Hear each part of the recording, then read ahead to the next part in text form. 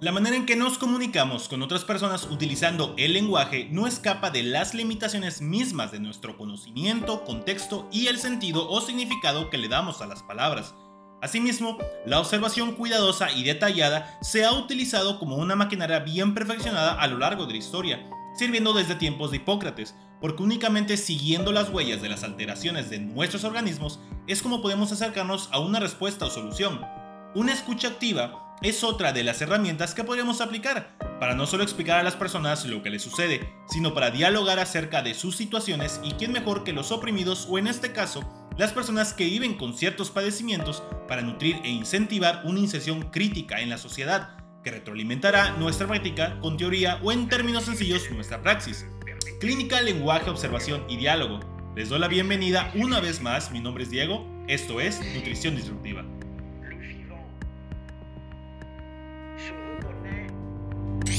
À sa forme, ou bien s'il se reconnaît à son organisation, ou bien si aujourd'hui il se reconnaît à ce qu'il faut bien appeler, car on ne peut pas l'appeler autrement, sa structure. La palabra con la que hablo. La responsabilidad que podemos llegar a tener como divulgadores o divulgadoras de información en redes sociales es muy grande, y no creo ser el único que piense de esta manera, porque así como nos ubicamos en distintas áreas del conocimiento como la salud, antropología, sociología o psicología, de igual manera nuestros mensajes llegan a distintas áreas y diversas realidades, tanto sociales como culturales. Nuestros discursos deberían ser acoplados dependiendo de con quién y en qué lugar vamos a comunicar ciertas ideas concretas, ya que muchas de las veces nos ubicamos en distintos sistemas, entonces adoptamos cierto lenguaje y manera de abordar ciertos temas, porque sentimos que mientras yo entienda lo que digo, con eso basta. Así es, debemos tener en cuenta la semántica, o sea el significado literal de frases y enunciados, la sintaxis, el orden de las palabras y frases. De igual manera, la pragmática, como el significado en el contexto del discurso. Calma, yo sé que suena trabalenguas y que tal vez dirás, ¿tengo que estudiar el lenguaje? En primera instancia, te diría tal vez, no nos vendría nada mal darnos cuenta de que el lenguaje no permanece inerte y que va modificándose conforme la historia avanza. Por ejemplo, si utilizo la palabra planta, puede que pienses en una flor y yo en un industrial. Por lo tanto, es importante el seleccionar las palabras adecuadas, su orden y el contexto, para transmitir una idea o bien un mensaje, ya que esto puede marcar la diferencia entre un mensaje abstracto y aburrido, o bien uno que sea fácilmente entendible, asimismo invitando a conocer aún más. Porque cuando no asumimos la responsabilidad que tenemos con nuestro discurso enfocado a transmitir, no sé, una idea que nos parece interesante o bien un diagnóstico en clínica, los problemas en cuanto a nuestra comunicación pueden ser tan graves que llegan a resultar en estigmatizar a las personas que esperan una respuesta clara o bien explicación de lo que sucede con ellas. Tomando el ejemplo del estigma de peso, siendo este uno de los que más factores a considerar tiene en cuanto a las personas que viven con obesidad y que tenemos que ponerle un fin en el sistema de salud actual, el estigma de peso, entonces, es la discriminación que experimentan las personas que viven con obesidad todos los días. Uno pensaría que si bien algunas personas optarán por acudir a un consultorio nutricional o médico, porque están interesados o interesadas por gozar una salud integral de calidad, o bien que buscan tal vez reducir la posibilidad de desarrollar alguna enfermedad a lo largo de su vida, entonces, el acudir al sistema de salud debería ser un lugar libre de prejuicios o estigmatización, pero que la evidencia empírica y observacional ha evidenciado que la estigmatización en el sistema de salud impregna con una ola de discriminación y falta de respeto a las personas que viven con obesidad. Tal vez piensas que esto es algo que no vale la pena, pero créeme que si bien nuestro principio moral como profesionales es buscar el mal menor, que recordemos que viene de la ética clásica como Platón, Aristóteles o los estoicos, es el actuar y seleccionar la opción que genere un menor daño a nuestras y nuestros pacientes, entonces comenzará desde el momento que nos estamos comunicando con ellas o ellos. Porque Nuestros pacientes no son números, porcentajes, ni bien solo un peso en la báscula. Son seres vivos que pueden sentir miedo, que tal vez acuden a ti como doctora o nutrióloga porque sienten una desesperación tal que buscarán ayuda antes de que la desesperación misma nuble la razón del por qué acudir con una profesional que sea capaz de dar pronta solución a sus problemas de salud y claro que salga del consultorio u hospital habiendo entendido qué es lo que está experimentando en su cuerpo. Por lo tanto, el tener en cuenta la semántica, sintáctica y pragmática nos ayudará con otro tipo de problemas ligados a una comunicación carente de empatía. Hazlo por quienes han recibido nuestra información en un sentido bancario, como si solo depositáramos palabras sin sentido. El nacimiento de la clínica.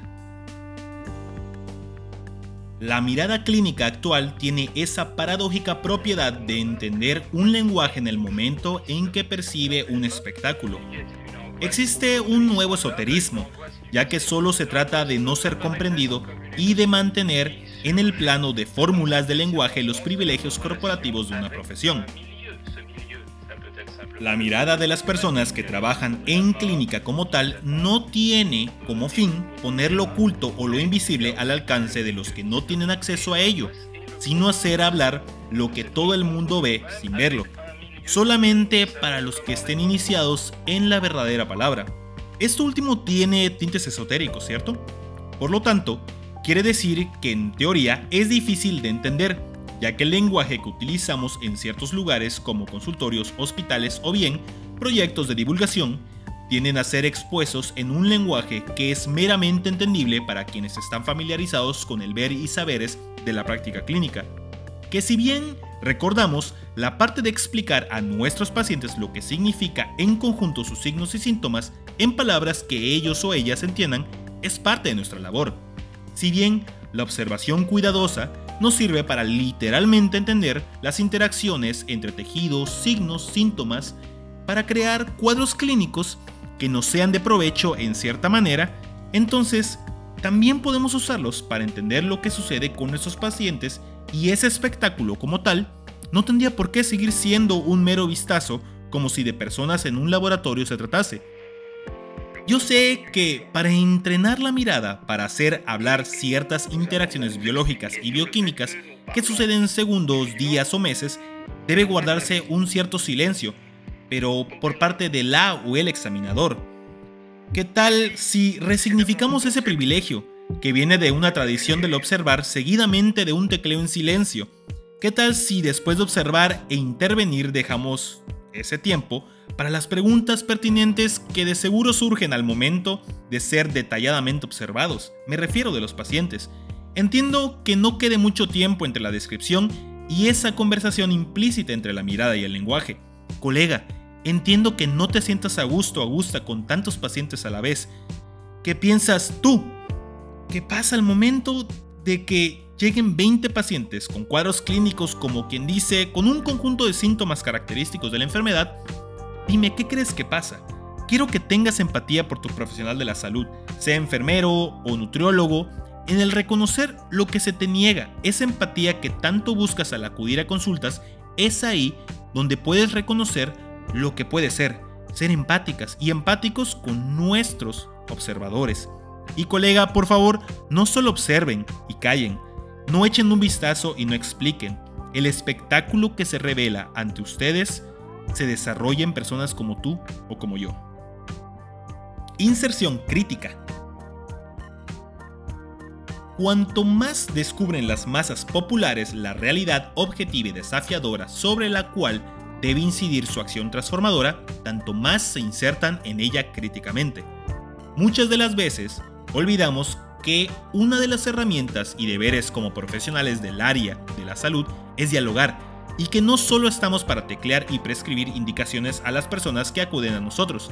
Es bien conocido que utilizamos un lenguaje clínico distintivo, pero esto no quiere decir que nuestro comportamiento hacia la población en general y nuestro discurso tenga que ser meramente entendido solo por quienes están instruidos con el lenguaje clínico, sino que puede plantear la inserción crítica, por medio de comprender las formas de comportarse, de ser, percepción y realidad de nuestra población, el aclarar e iluminar la acción con relación a los datos objetivos que provocan ciertas situaciones y las finalidades de ciertas acciones a tomar conforme a su salud en general.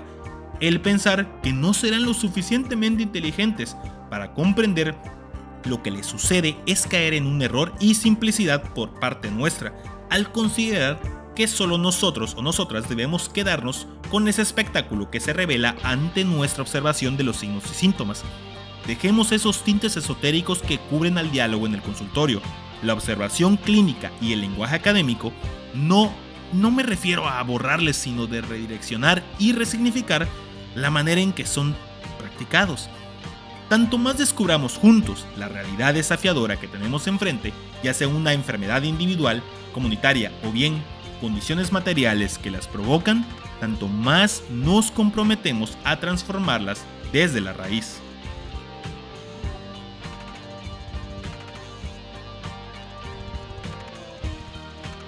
El platicar, dialogar u observar a nuestros pacientes cuenta con muchos frentes a los cuales debemos tomar en cuenta. Yo sé que no es tarea sencilla, ya que existe, como dije, un esoterismo en la manera de practicar una disciplina de la salud en clínica. La enfermedad en sí infunde un terror que es propio de tiempos pasados a los actuales, donde se hablaba de demonios dentro, espíritus y humores. La solución no está en no decirles la verdad, sino en rectificar la idea que tienen de ella, desmitificándola. No dejarle en la deriva, y además podemos ayudarles utilizando el lenguaje apropiado. Reconocerles además por detrás de la mera prescripción médica. No usemos etiquetas. De por sí es muy difícil en nuestra sociedad industrial avanzada el lidiar con las enfermedades por sí mismas, el batallar día con día ante la negación de la existencia o derechos de las personas, ante las mentiras o verdades a medias para ocultar qué sucede con nuestra salud. Nuestra función es la de ayudar a la gente, no la de contribuir a afligirla. Deberíamos considerar la opinión de nuestros pacientes, teniendo en cuenta los potenciales beneficios que puede traer una práctica libre de prejuicios.